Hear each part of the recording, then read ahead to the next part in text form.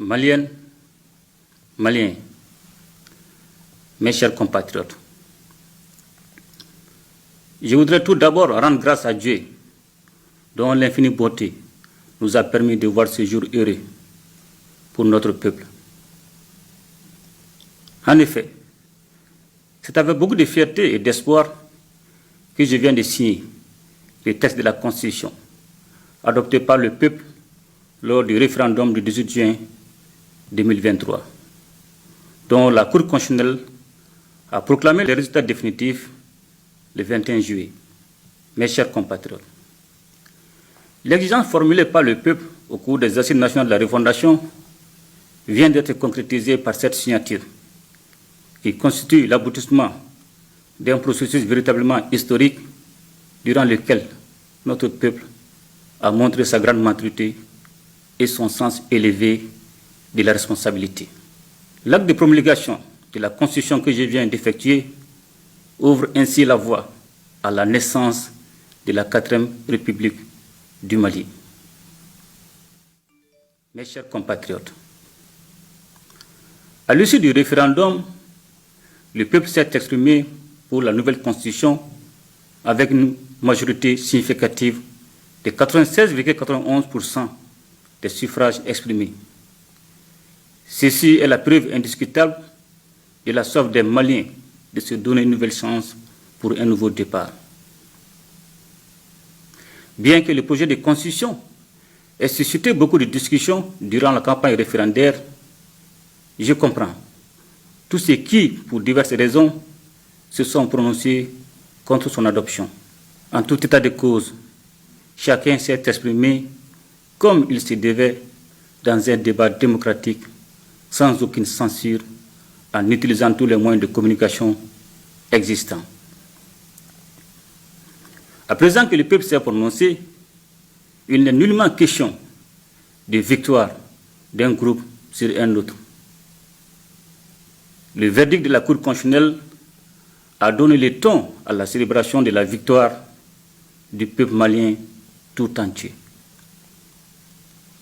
Je voudrais donc vous féliciter tous chaleureusement et vous remercier vivement pour ce pas important que nous venons de franchir dans la marche historique de notre peuple pour sa souveraineté dans tous les domaines.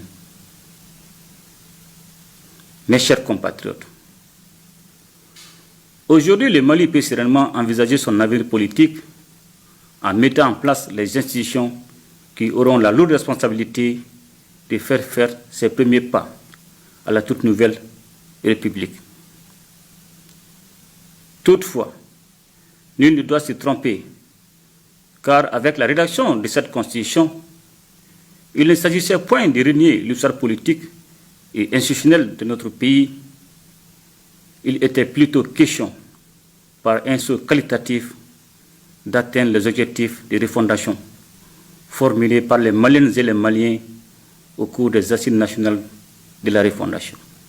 Le peuple malien, nourri à la source de son passé et de sa riche culture multiséculaire, continuera à assumer son destin avec la même détermination et la même conscience historique. C'est en cela que nous nous rendrons dignes de nos illustres devanciers, dont nous avons la responsabilité de transmettre l'héritage qui nous rend si particulier à la future génération, afin que l'âme malienne, faite de dignité et de sens de responsabilité, se perpétue à travers le temps.